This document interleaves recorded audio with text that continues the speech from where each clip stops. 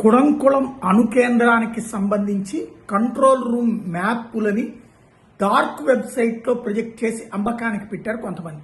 అయితే అణుభద్రతకి ఎట్లాంటి ముప్పు లేదని ఎన్పిసిఐఎల్ ప్రకటించింది. థర్డ్ పార్టీ సర్వర్ని హ్యాక్ చేశారు.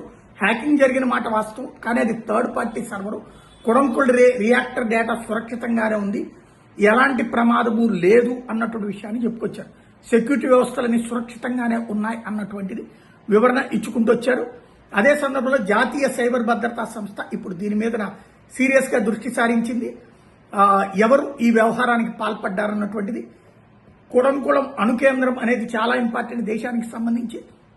ఓ పక్కన చైనా, రష్యా, అమెరికా అందరూ కూడా దానికోసం ప్రయత్నిస్తుంటారు. అట్లాంటి సందర్భంలో డార్క్ వెబ్ లో ఏకంగా 19,000 పత్రాలు లీక్ చేసి బేరానికి పెట్టినటువంటి నేపథ్యంలో ఇది పెద్ద చర్చనీయాంశం అవుతుంది. కంట్రోల్ రూమ్ మ్యాప్లు కూడా లీక్ అయినట్టు ప్రచారం జరిగిన నేపథ్యంలో ప్రభుత్వం ఈ వివరణ ఇచ్చుకొచ్చింది.